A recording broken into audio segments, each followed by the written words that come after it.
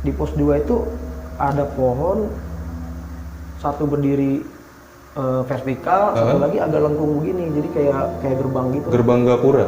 Ntar berhenti dulu kata dia gitu. Kenapa mas? Ini kita kayaknya nyampe di sini lagi tempat yang tadi nih. Ternyata tumbler gua ketinggalan. Ternyata kita bener di situ lagi. Wah gila gua merinding. Assalamualaikum warahmatullahi wabarakatuh. Selamat malam semuanya. Salam sejahtera buat kita semua. Om Swastiastu. Selamat datang kembali di channel Fact Story Indo.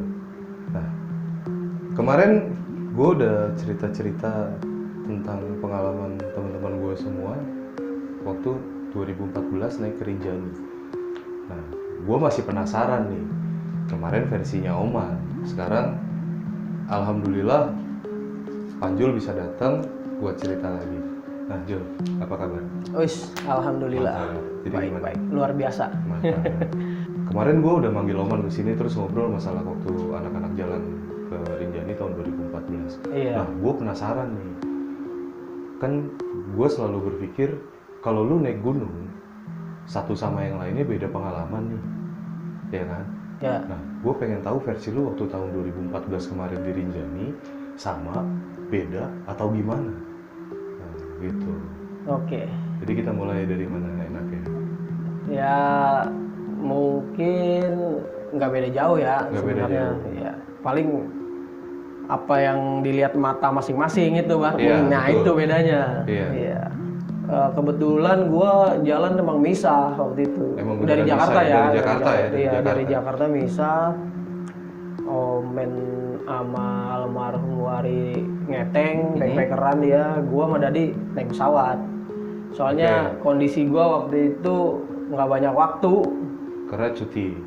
Cuti gue Kerjaan, terbatas iya, ya, betul. gawe masih.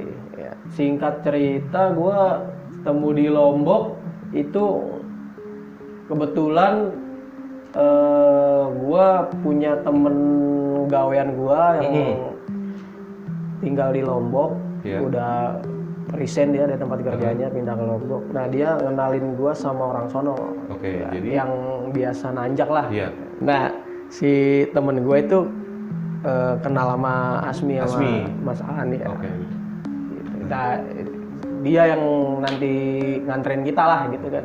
Kita nggak kayak biasa pendaki lain nih, lewat gerbang Sembalun gitu kan, yang Gapura Sembalun itu Oke. kita lewat Bawaknau itu menghemat sekitar 2-3 jam. Terus kita lewatin savana gitulah. Itu masih nemuin tai kebo tuh. Sampai menuju pos 2 juga itu masih suka ada ternak lah kayak. Masih ternak warga Iya, sekitar lah ya. Iya. Nah, sebelum sampai pos 2 masih normal, kita biasa ngambil air, sholat gitu. Udah mulai banyak monyet-monyet loh di sana. Udah mulai. Iya, udah mulai liar. banyak monyet-monyet Bukan liar. ternak warga. Iya, ya monyet yang gak liar bawa keril. Oke. Banyak ya. Nah, dari pos 2 mulai agak-agak nanjak-nanjak dikit sih, lewat bukit-bukit. Sampai pos 3 istirahat dulu. Yang bikin enak itu gue ngupas nanas. Nah, mantap tuh. Itu nanas sudah dibawa dari bawah kan? Gue Bukan juga nyabut di kebun warga kan? Enggak. Oh, enggak. Udah beli di pasar dulu. Iya, wah itu lagi ngedropnya kan, Iya. maksudnya udah parah banget kondisi fisik yang udah capek, jadi kayak imunitas meningkat lagi tuh kalau kata anak sekarang. Iya. Nah, yang udah mulai janggal itu sebenarnya gue pos 3 tuh. Gue masih terang posisi ya. Posisinya nah, masih di terang. Sapan itu kayak gue ngeliat sekelebatan aja lah gitu, tapi gue nyantai aja, Iya. bayang-bayangan hitam gitu lah. Nah sebelum di pos 3 itu sebelah kiri ada kayak WC Dut. Toilet Kayak umum. bangunan WC, toilet ya kan. Gila nih ngecampnya di sini. Malah tadi ngelewatin yang begituan lagi Iya. kan.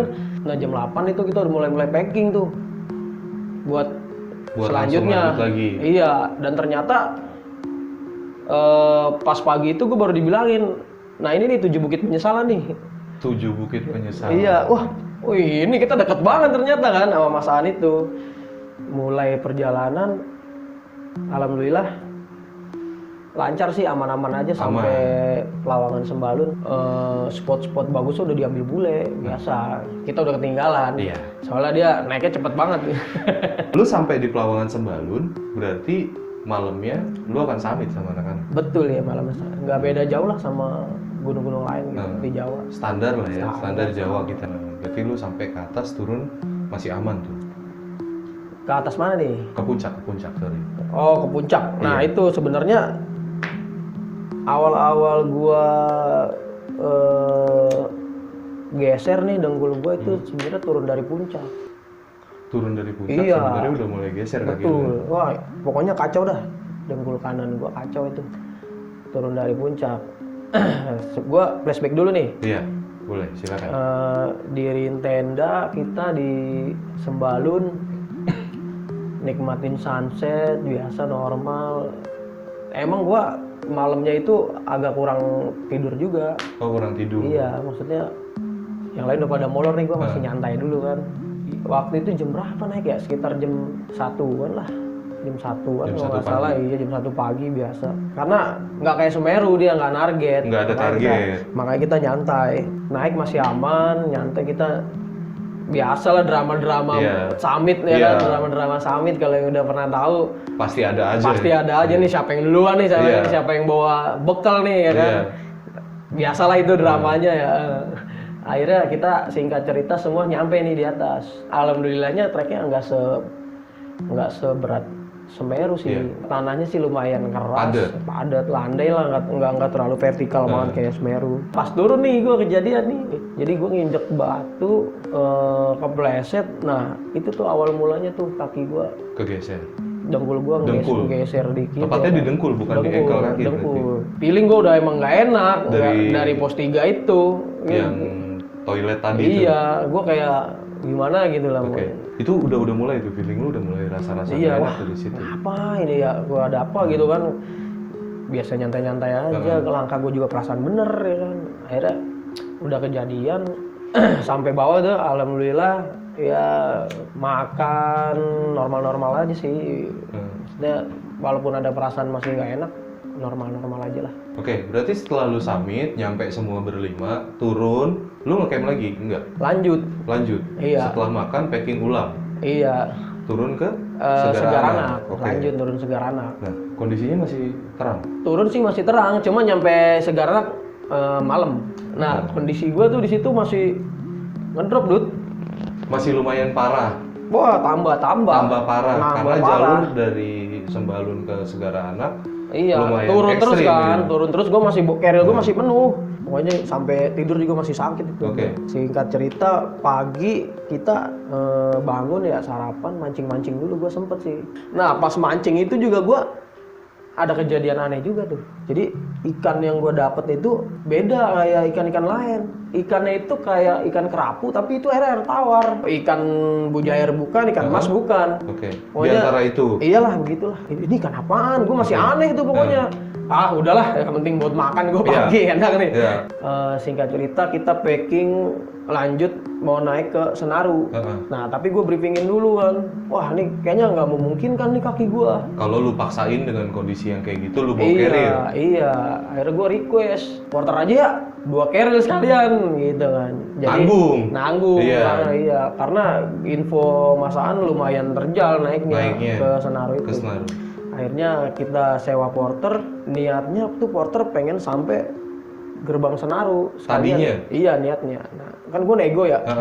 Yang nego lu? Iya, dia nggak mau, cuma maunya sampai Pelawangan Senaru aja. Gue bilang ya udahlah daripada kenapa-napa, gue udah nggak apa-apa lah pakai sampai sono. Singkat cerita, biasalah perjalanan ke Senaru aman-aman aja alhamdulillah. Sampai Pelawangan Senaru itu sebelum maghrib kita masih sempet nikmatin sunset. Nah gue ngomong lagi tuh sama porternya, nego lagi gue. Lu nego lagi? Iya, Pak lanjut aja gimana? Enggak mas, saya sampai sini aja. Gue langsung, lah kenapa gitu kan? Gue pokoknya pikiran gue langsung nggak enak di situ tuh. Lah kenapa emang kenapa kan gitu mas? Sekelas porter pun nggak mau? Iya, nggak mau dia jalan malam.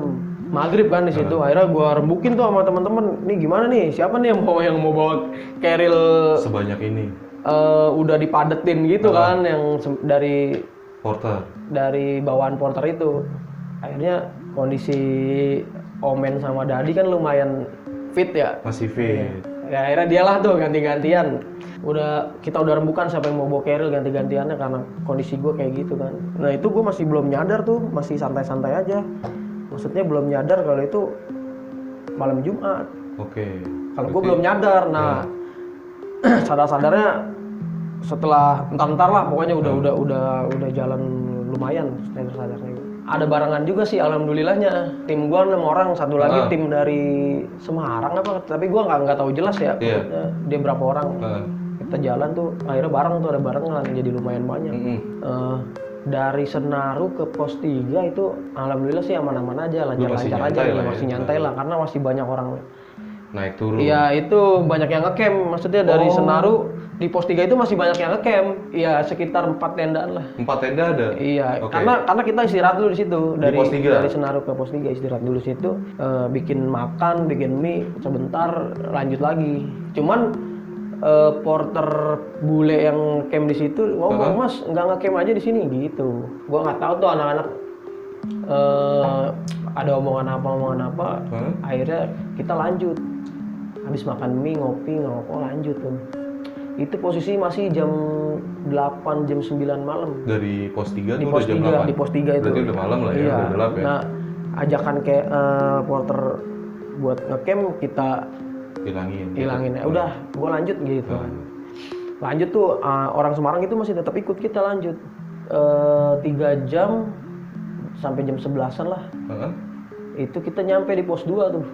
Itu kita istirahat dulu di situ tuh di pos 2. Nah, gua agak janggal tuh di pos 2. Udah mulai lagi. Entah gua doang yang ngerasa apa anak-anak juga. Jadi di pos 2 itu ada pohon, satu berdiri vertikal, satu lagi agak lengkung begini. Jadi kayak gerbang gitu. Gerbang gapura.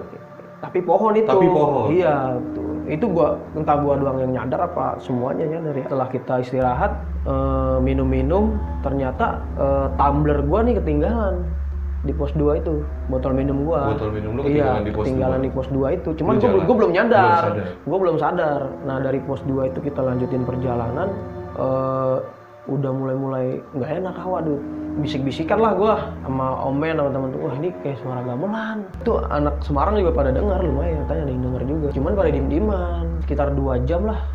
Sampai jam 3-an tuh. Sampai jam 3 pagi. Dari itu jam gua 1. ngedengar sekelebatan, ntar ada suaranya, ntar ada hilang, ntar ada lagi kayak ngambang gitulah suaranya.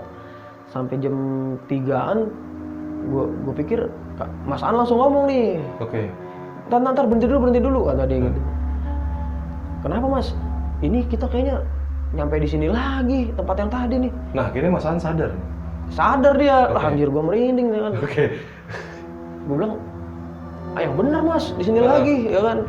Terus ternyata yang tempat kita istirahat tadi di pos 2 itu, lah ini tumbler gua gitu kan yang tadi. Akhirnya lu sadar juga. Sadar, wah ternyata tumbler gua ketinggalan. Ternyata kita bener di situ lagi. Wah, gila gua merinding. Omongan Mas Aan bilang muter-muter diyakinkan oleh... Nggak muter sih, kita perjalanan itu turun. Oh, lu turun? Iya. Tapi diyakinkan lagi sama Mas Aan, kayaknya kita di sini aja. Kok kita kayaknya ini pernah di sini gitu kan. Berarti kan kita kayak balik lagi ke atas. Nah, hal itu diiyakan oleh si tumbler lu yang ketinggalan tadi di pos 2. Itu yang bikin gua yakin, wah ini kita balik lagi. Ternyata, wah ini tumbler gua. Gua langsung dos ya, darah gua naik kepala semua. Akhirnya, udah kita ngumpul, mencekam lah suasana jadinya ya. Gua main lihat-lihatan. Wah, makanya nggak karuan lah. Akhirnya kita briefingin, udah, ayo kita doa dulu lah. Mas Aan ngomong begitu, akhirnya gue nggak tahu siapa yang mimpin doa, lupa gue waktu itu. Akhirnya kita doa bareng-bareng sama anak Semarang itu. Nggak lama dari situ kita istirahat sebentar, lanjut lagi jalan gitu. Nah sebelum nyampe pos 3 sebelum nyampe pos 2 dari pos 3 itu juga gue kurang merhatiin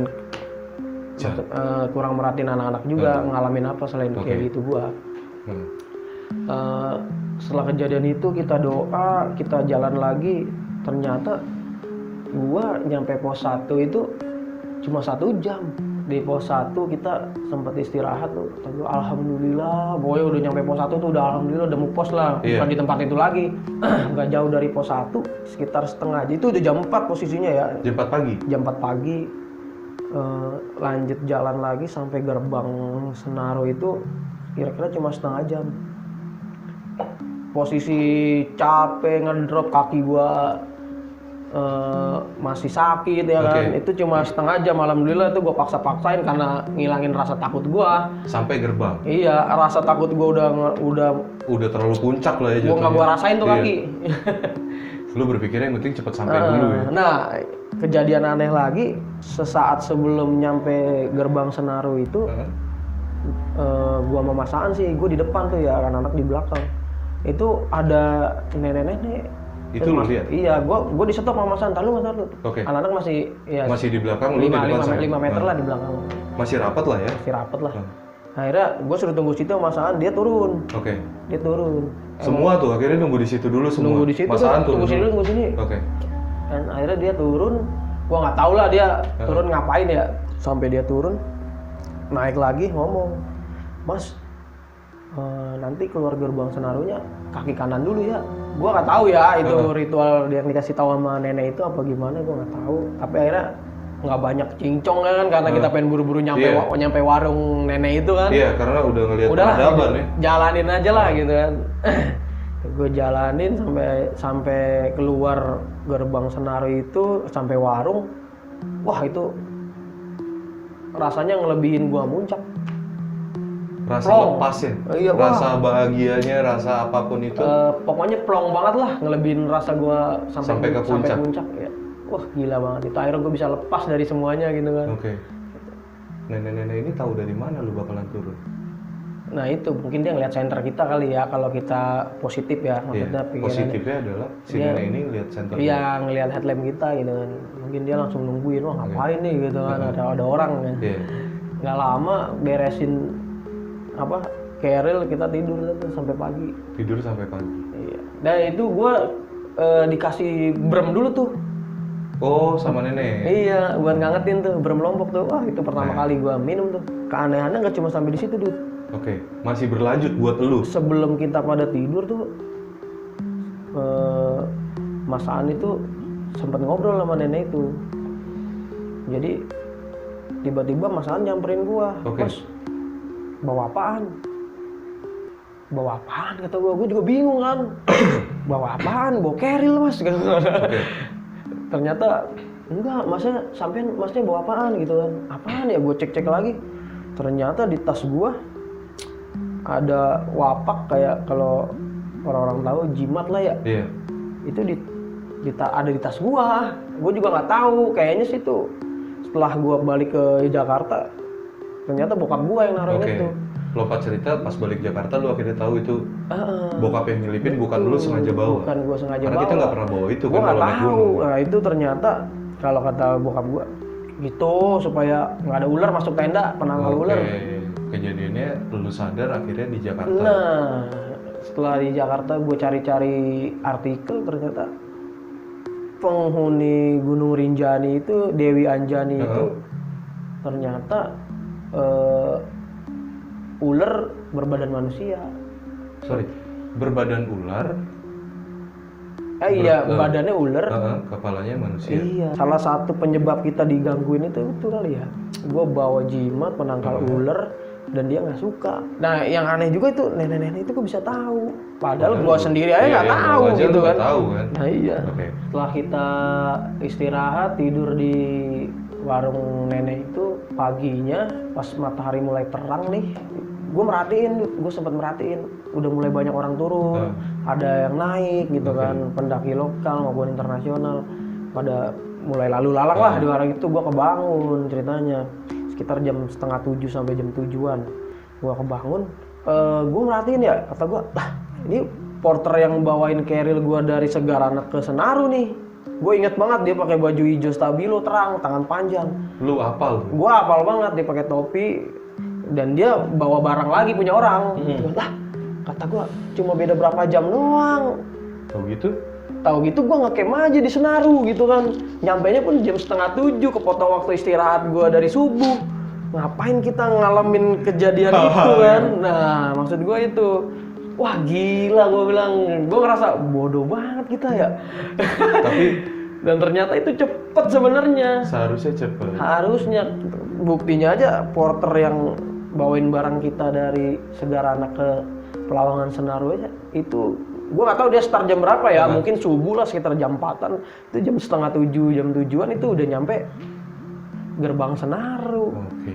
Kalau kita semua baca-baca, jalur Senaru itu bukan haram ya. Kalau bisa dihindari untuk melintas malam.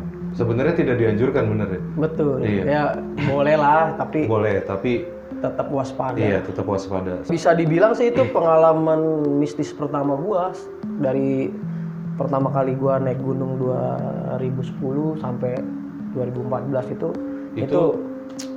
pengalaman mistis pertama gua. Dan Makanya pertama dan luar biasa menurut gue. luar biasa. Yang sangat banget nggak bisa dilupain lah, bisa gue ceritain gitu kan. Oke. Nah, teman-teman semua, Fact Story Indo, buat Panjul, cerita Rinjani adalah sesuatu pengalaman yang luar biasa. Sampai kalau boleh cerita Jul ya, anaknya sendiri dikasih nama, siapa nama anak lu panjangnya? Kalau Rinjani. boleh, Rinjani. Jadi sebuah pengalaman dan kenangan yang luar biasa buat Panjul. Mungkin buat akhir cerita ada pesan-pesan buat teman-teman pendaki di luar sana. Pesennya ya tetap waspada ya, dimanapun gunungnya ya jangan pernah nganggep remeh. Kita pokoknya persiapan matangin lah, sama jangan bawa yang aneh-aneh. Iya. Kayak gue ya, walaupun nggak disengaja ya. Tanpa sepengetahuan. Nah lu sebenarnya. intinya kita nggak hidup sendiri, maksudnya ada alam lain lah di samping kita gitu kan. Yang kita nggak tahu. Nah yang kita nggak tahu. Bukan nggak tahu ya sebenarnya, kita nggak bisa lihat. Iya sih. kita nggak bisa lihat. Ya, entah dia tersinggung sama kita atau apa, kita nggak bisa lihat. Oke, Jul, thank you berat. Thank you. Akhir kata, Sama-sama. Teman-teman Fact Story Indo, kalau teman-teman semua suka, jangan lupa like, share, komen, sama subscribe. Jangan lupa juga nyalain lonceng notifikasinya. Kalau teman-teman punya cerita, entah itu cerita misteri di gunung, cerita apapun, klik aja link di deskripsi, nanti dicantumin. Nanti tim Fact Story Indo akan email teman-teman buat kita cerita di sini sambil ngopi dan lain-lainnya. Akhir kata, Assalamualaikum warahmatullahi wabarakatuh. Selamat malam, salam sejahtera buat kita semua. Om Swastiastu.